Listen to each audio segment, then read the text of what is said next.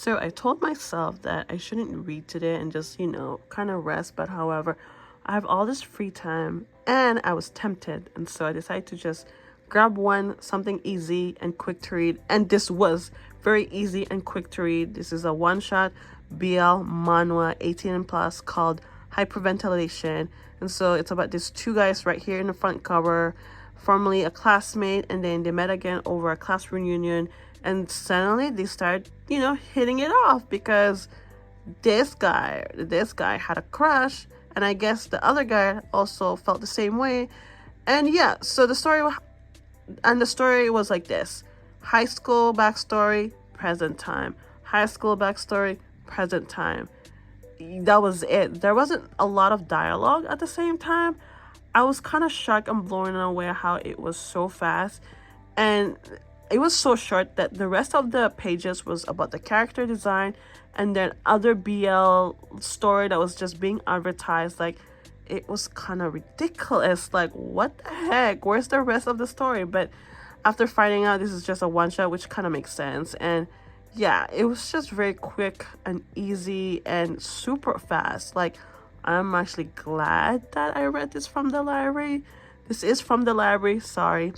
And so I wouldn't purchase this because it was just so fast. It was just so fast. I feel like you can just probably read this online. Like, buying it physically, it's not worth it in my opinion. Like, no, it's too short. However, it was still like nice and juicy, yet too fast. And so overall, it was still not a bad of a read, but it was just too fast. Oh my gosh, I just finished reading After We Gaze at the Starry Sky Volume 1. This was a cute romance BL, rated mature. I can't wait to read Volume 2. I wish I could do it now, but this is actually a library manga. And so I've heard of this before, but like I was like, well, my library has it. Cool. And yeah, so it's about this guy named Subaru. He's a designer and he's in a wheelchair. And Toga, he's a very popular photographer who basically does a lot of like Starry Night photography. And Subaru is a big fan of him. Well, that dream came true. He met up with Toga, like they bumped into each other. More like a colleague introduced them two together. Anyway, they started talking, hitting it off, exchanged number, and started hanging out. Since Subaru is a big fan of Toga's work, Toga decided to invite him to a small trip. And Subaru was very happy, but at the same time, he never been on a trip before, but he was just very happy, being with Toga. And so, yeah, that was a really nice small trip. It kind of started their, little romance because Subaru started to have feelings. And well, Toga, I feel like he felt the same way. But well, eventually they do kind of like get closer and closer. But then one day, Toga had to leave for work because his work is getting very popular. And of course, Subaru was very happy for him, but at the same time, he just had a lot of insecurity, and he kind of like said a lot of not mean things to Toga, but like things that he should have not said, because ever since then, they haven't like saw each other for a long while until Toga had a like a gallery work, like an event, and then Subaru decided to go there because one of his colleagues was telling him like you should really see his work, and he did, and he was in shock that one of his work was a picture of Subaru when they went to that small trip, because Toga took a picture of him staring at the starry sky. And so, oh my god, so many emotion. Like, Subaru was so happy, and then at the same time Toga was in the same building as him, and so they had a little cute reunion, and Subaru was so happy to see Toga, and Toga felt the same way. And then Subaru confessed and kind of regret everything what he said to him back then, and Subaru wants to be with him, and Toga felt the same way, and so now they're kind of like inseparable, and it's just so cute. I love it. Oh my god, such a cute BL story. And yeah, this is rated mature, so I still can show you guys some insight because the explicit scene doesn't happen until the very end. And so yeah, I think this only has a total of 3 volumes. I'm not quite sure. So it is a short series, which I like. I've been into short series lately. Yeah, nice pictures. I love this story because it's all about, well, it's not really all about like photography and starry sky, but still a great story. I just love them together. They're so cute and adorable. Oh my god, yeah.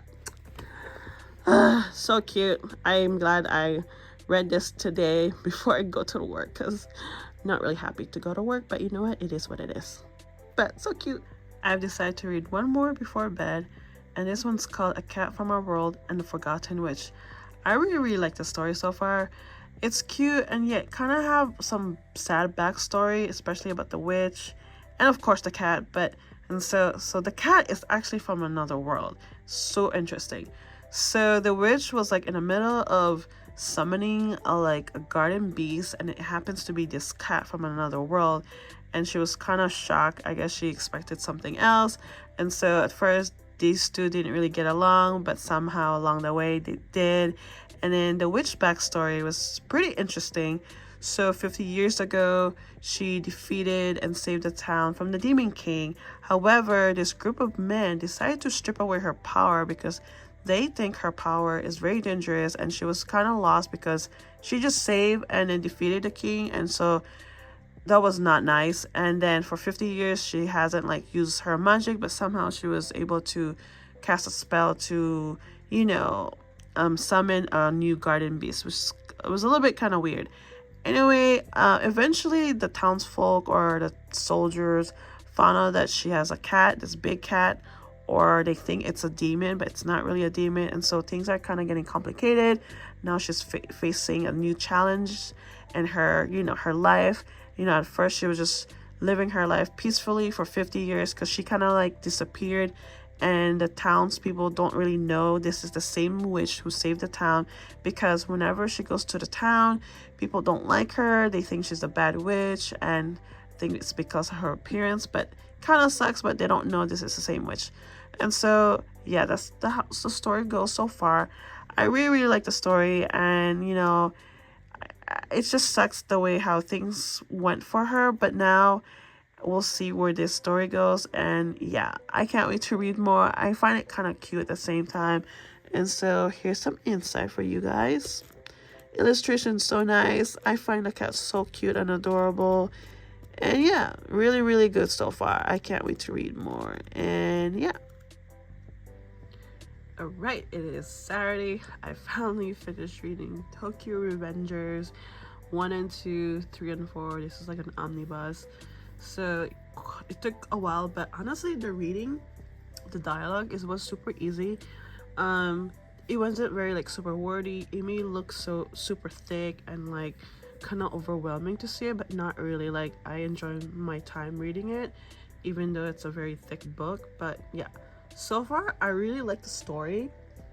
You guys probably know about Tokyo Revengers, but it's all about time traveling. The main character is trying to save not only his friend but other characters in the story, and then his goal is actually to stop some conflicts in the gang or outside the gang.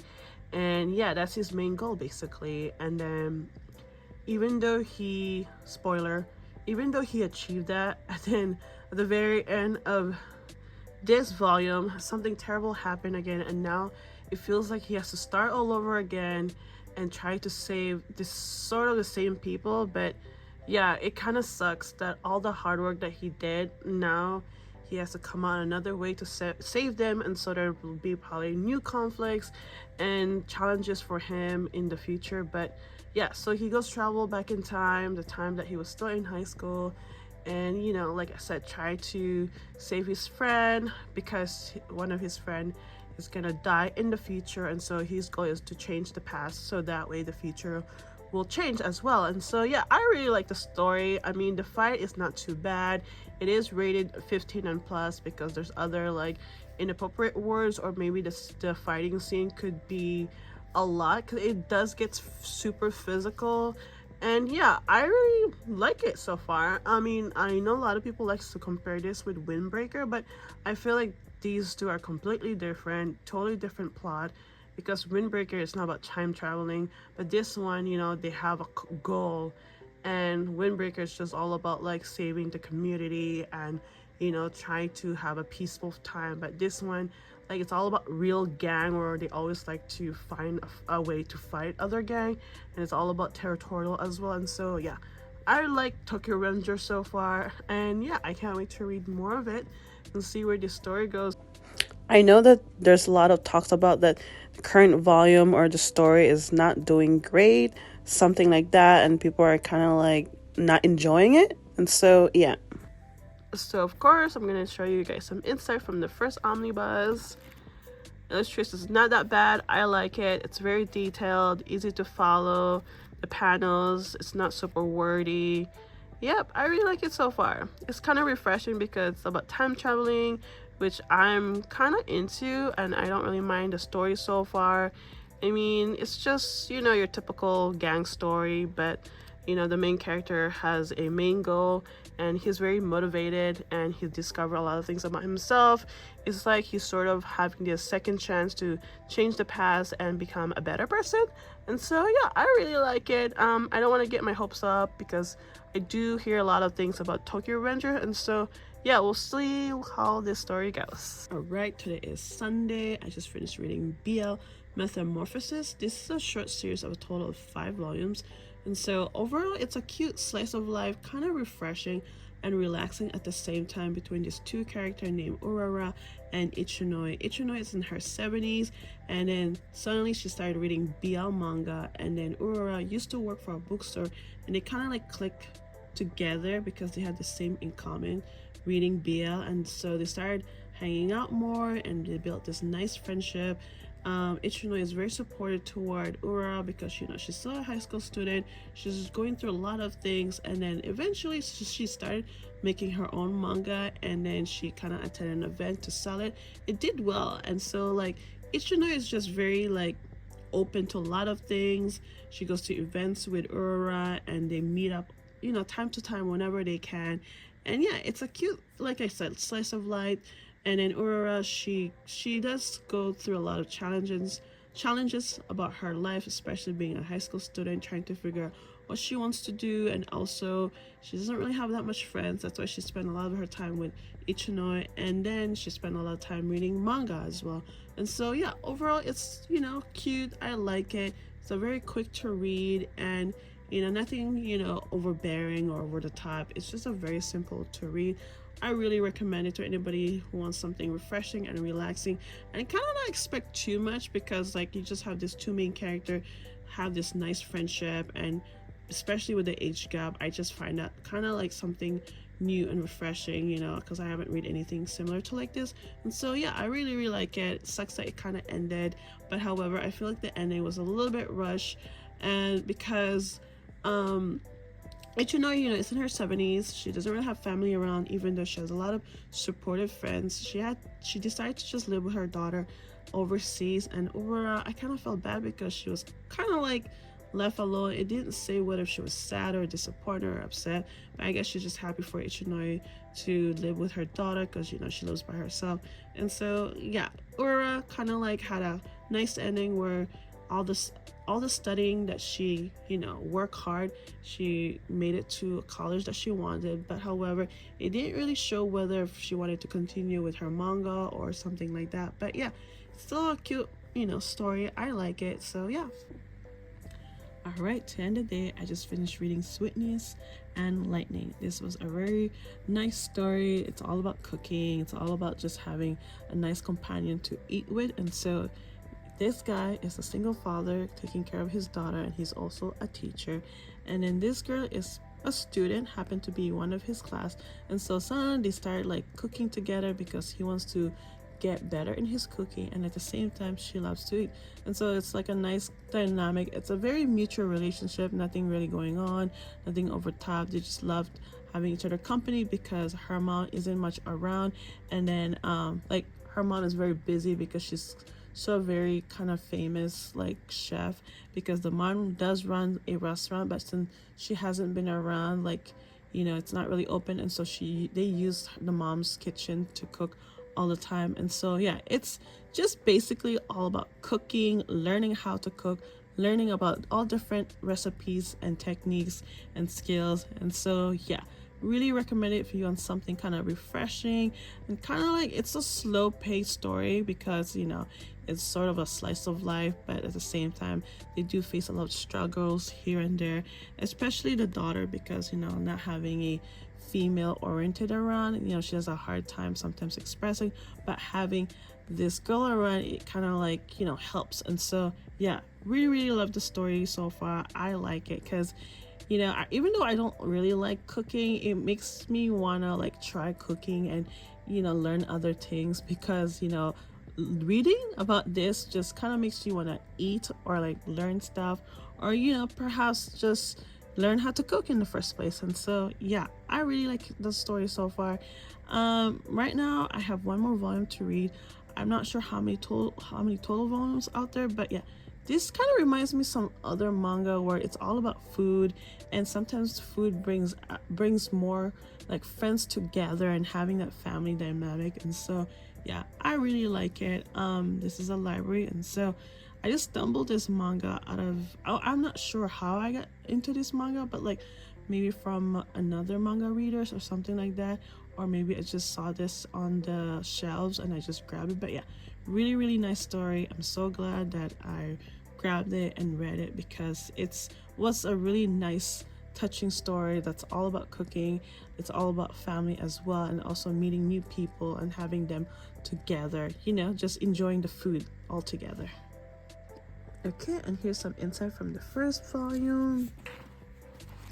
The illustration is really nice. When it comes to the cooking part, they really show you the ingredients but not the measurement, and so it's very detailed. It tells you step by step what they're doing. And yeah, even though this is like a cute slice of life, the dad does struggle a lot of emotion, because taking care of a little girl, it can be handful. And so yeah, he does struggle, but yet he has some help, especially the student and then one of his good friend. And so yeah, really cute story. I enjoy it like as far, and yeah, I can't wait to read more. And yeah, all right, I just finished reading Kitchen Princess Omnibus 2.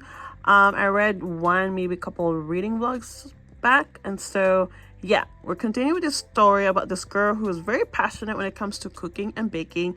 She goes to the school with a lot of talented students. However, she feels like an outsider because a lot of the students think she doesn't have a talent, but she does. Anyway, throughout the story, she faces a lot of obstacles and challenges, especially finding friends. Mostly like the girls like don't like her because she's very close to these two boys who happen to be brothers and very popular. And so yeah, the girls get so jealous just because she's friends with them. But yeah, also there's gonna be a love triangle, I feel like it. And then in the first volume, her goal was to find the Prince of Flan. When she was young, she was very sad that her parents passed away. And then out of the blue, this little boy came to console her and gave her flan and this spoon. And so ever since then, she wants to find that prince. And then that is why she went to this particular school, because apparently the school had the same spoon that she had. And so yeah, and then at the end of the volume, she's about to enter a competition. She did pass first round, and yeah, I really like the story. I mean, even though it's about cooking and baking, you still got like your high school struggles. And then she found out who is that Prince of Flan. So in this volume, it will reveal, well, I hope that this character is telling the truth, but like, I think he is. But yeah, we will see. And so we'll see how the story goes on the next omnibus. Yes, you can see that I read another Kitchen Princess Omnibus 3. And so, oh my god, this volume, a lot of things happen. I would say it was kind of devastating and sad. And so I mentioned that she entered a competition, which she did well until the very end, because something horrible happened to one of the characters, which I don't want to spoil it. And so since this character, something happened, her I guess her status for being at the academy kind of affected, and she almost got kicked out. I know I sound vague, but like this volume, it was very sad. But anyway, she almost got kicked out, but somehow she was able to stay. And then there's a new character just decided to, well, this character was, I guess, got invited to attend the school by the two brothers' dad. And so yeah, this is a very thick omnibus, this volume, and so a lot of things happen, but also there's like a few side story, backstory about her, about the brothers, I think. And so yeah, that's all I can say about this volume. It was really sad. Which I was really surprised. I think I never read something so devastating. And so yeah, that was like a big surprise, and it just sucks. It happened. And so she struggled along the way ever since that thing happened, and somehow she was able to pick up herself and, you know, get back to cooking again.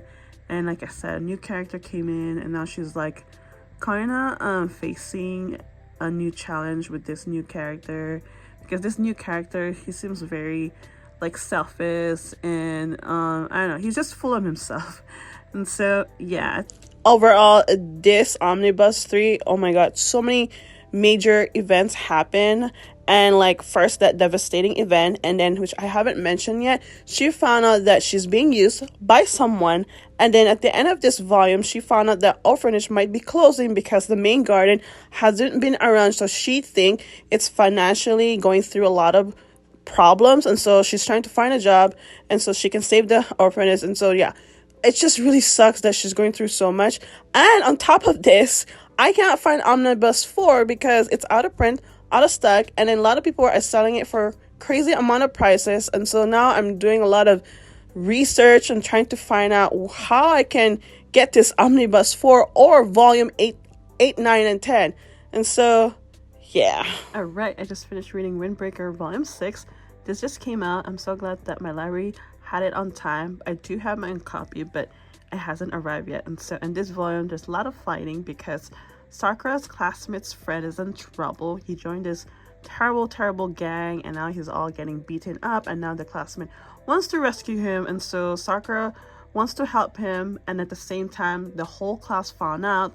They're the first year, which is Sakura's class, and then Sakura happened to be the captain, and so now the entire class is coming and yeah, trying to rescue the classmate's friend.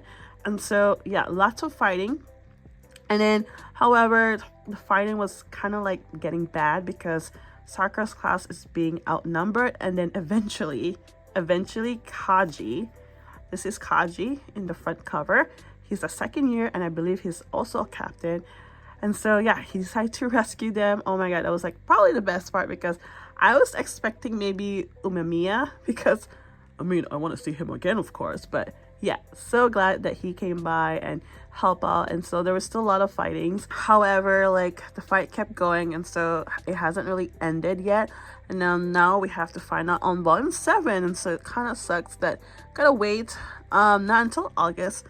And then volume 8 comes out on October, and then volume 9 doesn't come out until February. So volume 9 is gonna take a while, but overall, like, I really like Windbreaker. I enjoy as well the anime, and so really recommend it. It's very just fun to read, you know, at the same time, like, this group of boys who wants to protect this town, and I don't know, I think that's very touching. And of course they have to deal with other like gangs and turfs, and so that's probably like their struggles, but overall I like the story.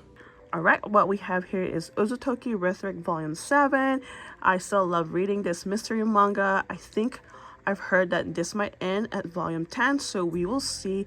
And so in this volume, there's about 2 cases and a half, because for the first time at the very end, the case hasn't been solved. However, it didn't leave a cliffhanger, which is good, because I would have to wait until August if there was. And so when it comes to the cases, it's always different and always new. It's not like super boring. Like, it also keeps me like wondering like, oh, who did it, like how did it happen. And so yeah, I really recommend this mystery manga. It's not like over the top or overbearing. It's just very subtle and just nice and refreshing to read.